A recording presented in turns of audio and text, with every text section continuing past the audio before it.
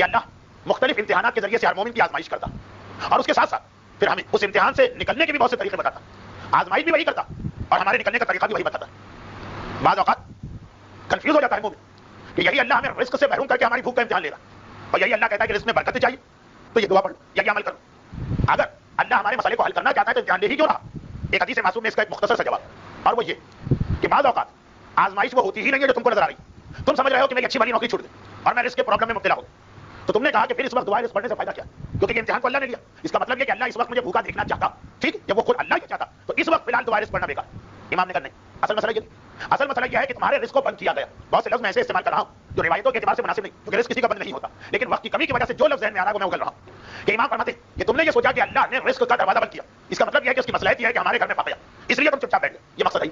اللہ رزق کو اس لیے بند نہیں کر رہا کہ تمہارے گھر سے رزق کو دور کرنا چاہتا. وہ یہ دیکھنا چاہتا کہ ایسا تو نہیں کہ رزق کی وجہ سے گھبرا کے تم حرام راستے میں قدم بڑھاؤ. امتحان تمہارے حلال و حرام کا رزق نہیں. چنانچہ اس نے راستہ کھلا بھی رکھا کہ میں نے تمہارا رزق بند کیا مثلا نوکری چھوڑ دی مثلا کاروبار فیل ہو گیا مثلا شیئر مارکیٹ ایک دم سے زمین پہ گر پڑی دھڑام سے اور تمہاری ساری زندگی کی کمائی تم نے سوچا کہ سب اللہ کا امتحان. کیا فائدہ تمہارے رزق کیا فائدہ رزق عمل کرنے سے؟ نہیں. اللہ نے رزق بند ہی نہیں کیا وہ راستہ کھول رہا کہ دعا پڑھ وہ عمل کر. دیکھنا یہ ہے کہ اس دوران پریشانی سے گھبرا کہیں کوئی حرام تو تم سے نہیں ہو رہا کہیں کوئی گناہ تو نہیں ہو رہا. امتحان حرام سے لینا رزق نہیں لینا اسی لیے ادھر راستہ بند کر کے ادھر سے نکلنے کا راستہ بنایا. صحت کا مسئلہ اور بہت سارے مسئلے. تو یہ امتحان تو ہر مومن کی زندگی میں آتے رہتے ہیں لیکن سوال یہ کہ ایک مومن کی زندگی میں سب سے بڑا امتحان کسے کہا جائے؟ کسے کہا جائے سب سے بڑی آزمائش؟ اچھا اس کے بارے میں ہم عام لوگوں سے تو نہیں پوچھ سکتے. وجہ کیا؟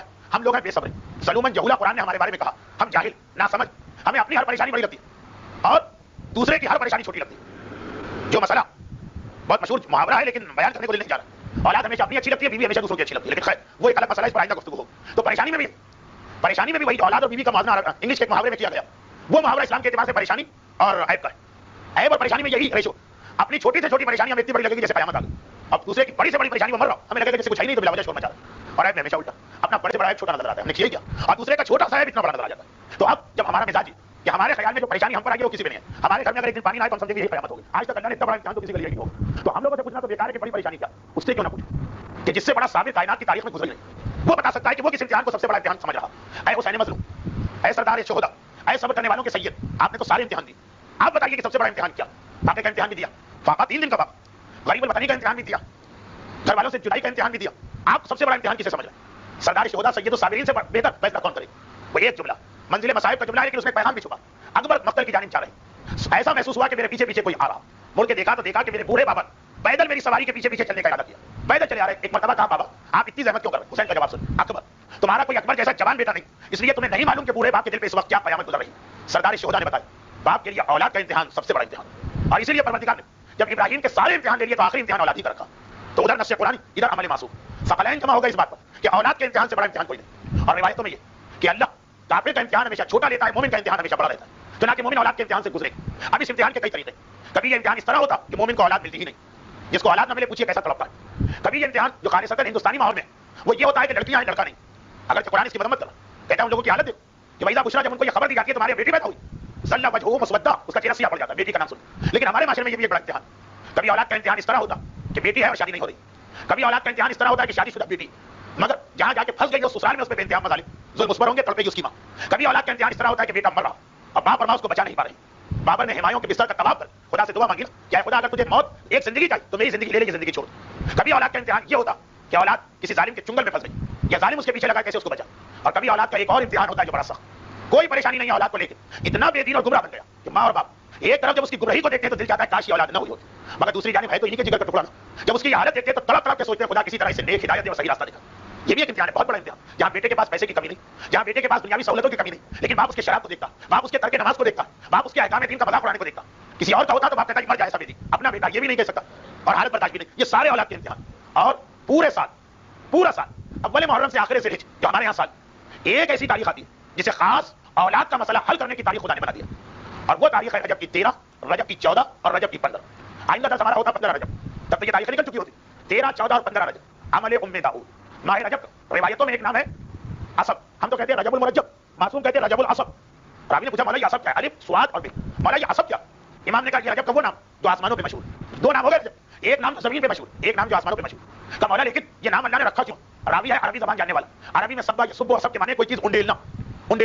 تو کہا مولا یہ تو بڑا عجیب نام ہے رجب کا مطلب انڈیلنا. کیا انڈیلنا؟ کہا اس لیے کہ باقی مہینوں اللہ کی رحمت تھوڑی تھوڑی ملتی ہے. ماہ رجب میں رحمت انڈیلی جاتی ہے اللہ کے بندوں پر. دیکھیں لفظ انڈیلنا مجھے نہیں معلوم کیسے گجراتی میں یا انگلش میں کیا کہتے ہیں, میں محسوس کر رہا ہوں بہت سے لوگ سمجھے نہیں انڈیلنا کسے کہتے ہیں, لیکن اردو زبان انڈیلنے کے ساتھ مفہوم آتا ہے کثرت. چھوٹی موٹی چیزیں انڈیل جاتی ہیں, انڈیلا پوری بالٹی انڈیل, ٹنکی انڈیل. رجب کا مہینہ خدا رحمت انڈیلتا ہے, رحمت کی بالٹیاں, رحمت کے کنستر, رحمت کی ٹنکیاں پہ ڈالی جا رہی ہے, اس لیے اس مہینے کا نام ہو گیا رحمت ڈالنے کا مہینہ. رجب رحمت آ رہی ہے, سب سے بڑی رحمت باپ کے لیے یہ ہے, ماں کے لیے یہ ہے کہ اس کی اولاد کی پریشانی دور ہو.